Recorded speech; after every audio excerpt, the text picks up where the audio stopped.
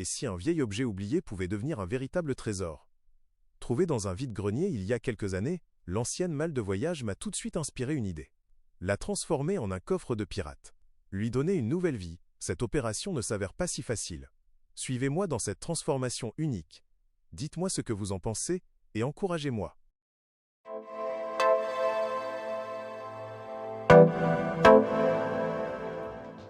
Avant de commencer les travaux, je fais un tour complet de la malle afin d'évaluer ce qui m'attend et de voir quelles étapes seront nécessaires pour bien travailler dessus. Afin de rester dans l'originalité, je vais conserver certaines pièces du coffre que j'ai récupérées lors du démontage. Ces éléments garderont l'histoire et le caractère authentique de la malle, tout en s'intégrant dans son nouveau look. Le plus gros problème de la malle sera cette vieille peinture ramollie par le temps. Je n'utiliserai aucun produit décapant corrosif ou chimique, préférant une méthode plus douce pour préserver le bois et l'authenticité de la malle. Les clous sont à redresser et je vais les réutiliser. Les poignées sont à refaire, car il n'en reste plus. Les fermetures latérales doivent être nettoyées.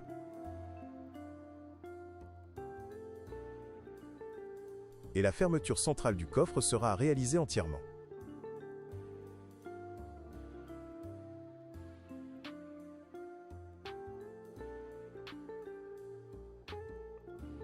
Parfait, je note. On laissera la malle fermée et la reconstruire entièrement plus tard, lors de la prochaine étape.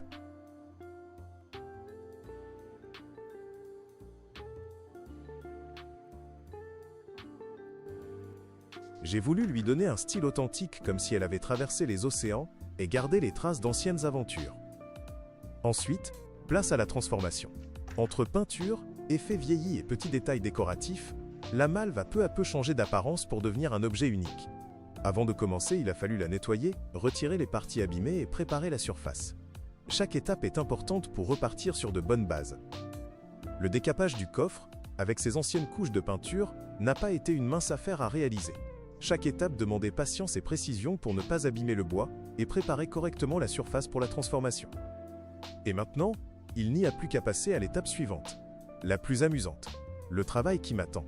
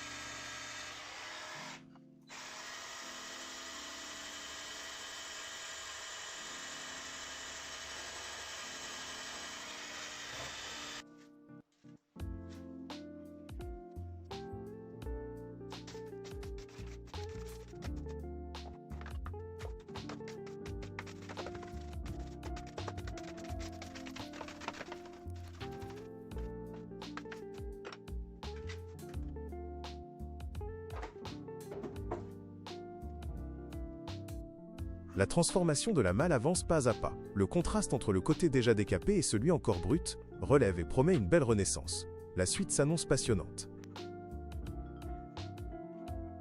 Pour un décapage à l'ancienne, j'utiliserai uniquement mes brosses puis mes machines. Divers brosses de différents formats m'aideront entièrement à décaper la malle de toute la vieille peinture, incrustée depuis une décennie.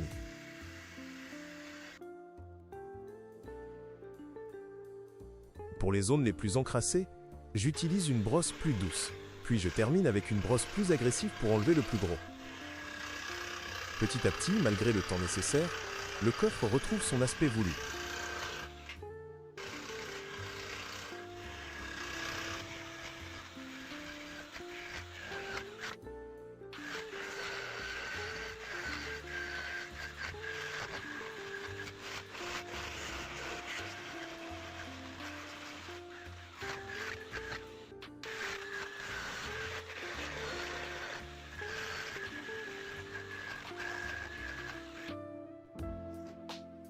En regardant de plus près, on voit à quel point cette vieille peinture est incrustée. Ça explique pourquoi le décapage me prend autant de temps.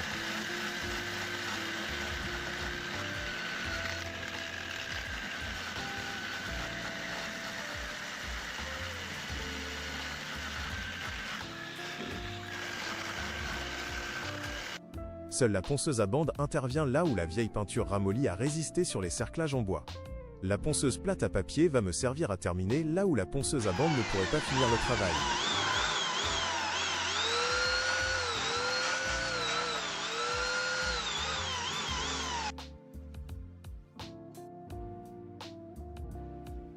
Pour le bois du cerclage, j'utilise une ponceuse à papier abrasif pour obtenir une finition plus lisse et plus propre.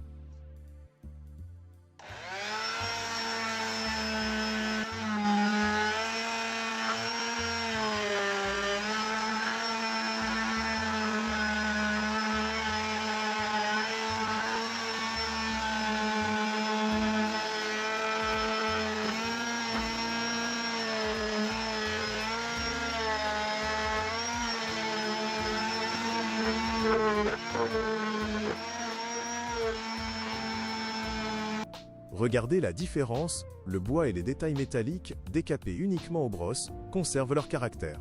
Le cerclage, lui, a nécessité la ponceuse à bande pour enlever la vieille peinture ramollie, deux techniques, un rendu parfaitement authentique.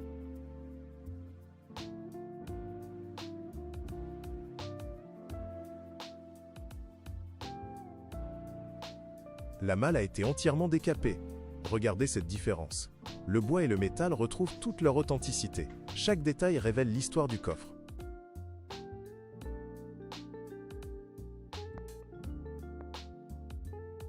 Avant de révéler la teinte, le bois doit être protégé. Une sous-couche d'isolation vient préparer le coffre. La première couche s'applique au pinceau. Et déjà, le bois révèle toute sa profondeur. Le rendu est bluffant. Mais pour lui donner encore plus de caractère, une seconde couche viendra couvrir la première, afin d'assombrir un peu plus l'ensemble. Ensuite, la pose d'un vernis satiné recouvrira le coffre en totalité.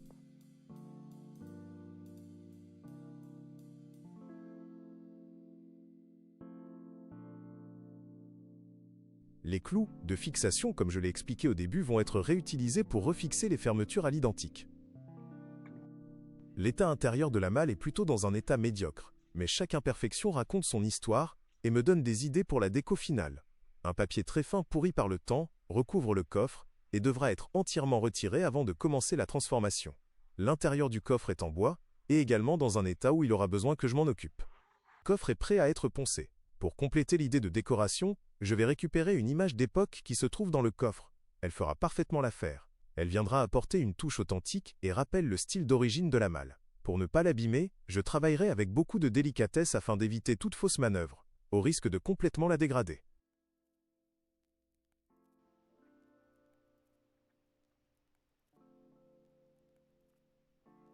Après avoir poncé l'intérieur, une sous-couche est appliquée pour isoler et protéger le bois avant de commencer la déco.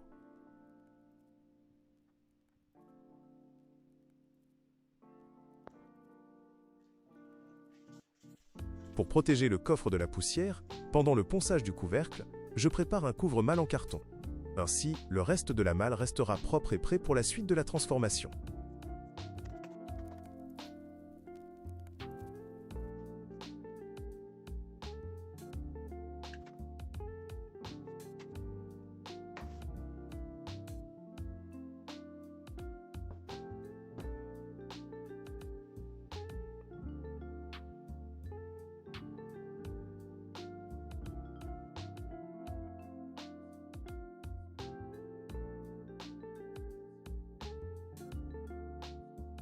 Je ne vais pas filmer l'intérieur du coffre pour cette étape.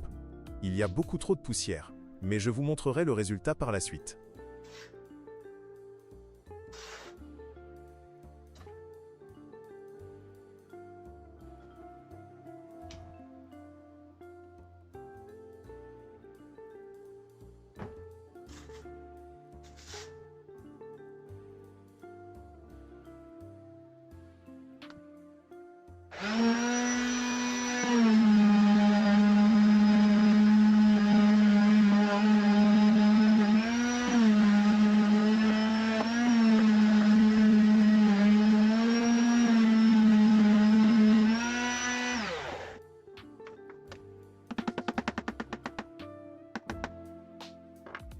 Passons maintenant à la décoration. Le coffre commence à prendre une nouvelle identité. Je réalise un cadre, une pièce centrale qui viendra structurer et mettre en valeur l'intérieur du coffre.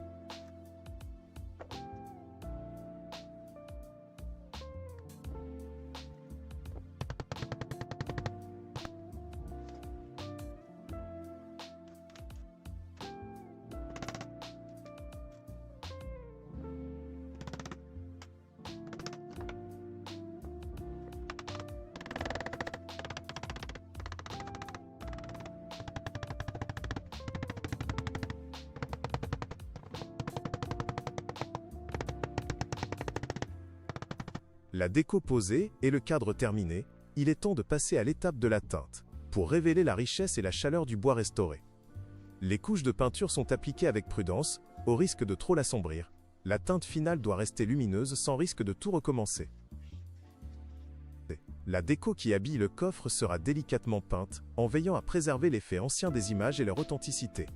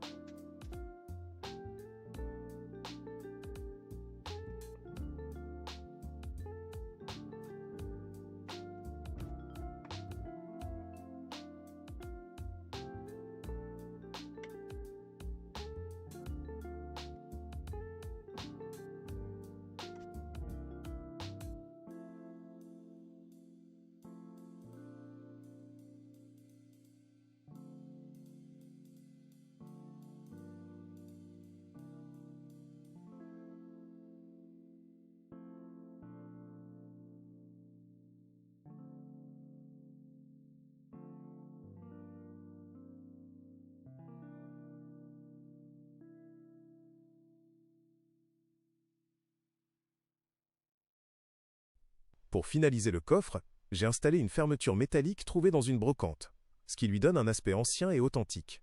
J'ai également récupéré les anciens cache-poignets et je les ai adaptés à ma fermeture. Cela m'a permis de renforcer le système tout en ajoutant une touche originale et esthétique.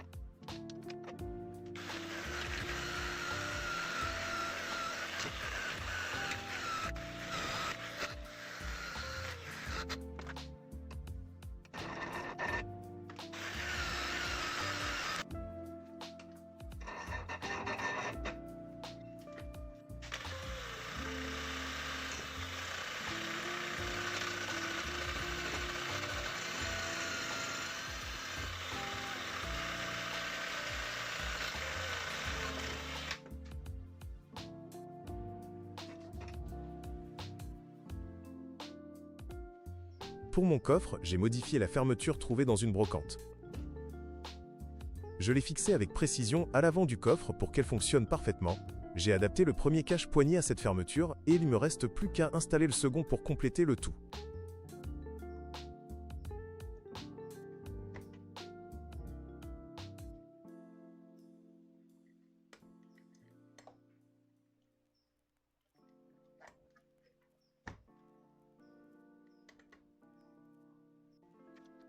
Modifier la fermeture n'a pas été une mince affaire, et adapter le cache-poignet demande de la précision. Le premier cache est en place, le second reste à adapter pour compléter l'ensemble.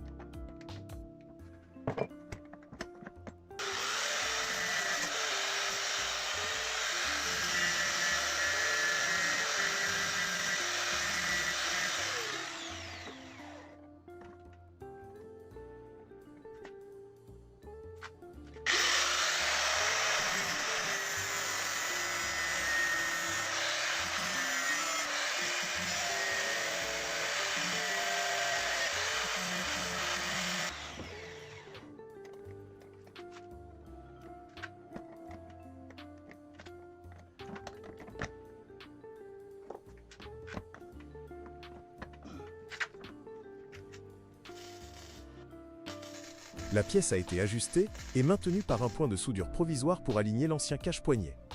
Après vérification de l'alignement, la soudure finale sera réalisée pour assurer une fixation solide et durable. La fermeture du coffre a été retravaillée pour lui donner un aspect ancien. Les clous qui sont redressés serviront à fixer la fermeture et les nouveaux cache-poignets. Reste à installer les derniers ornements pour finaliser la beauté du coffre. Une fois ces dernières étapes réalisées, le coffre prendra une tournure de véritable coffre de pirate.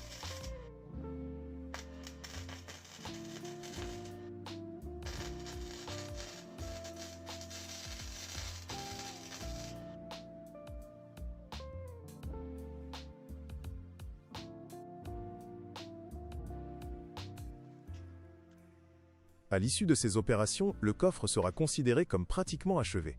Reste plus qu'à la mise en valeur finale.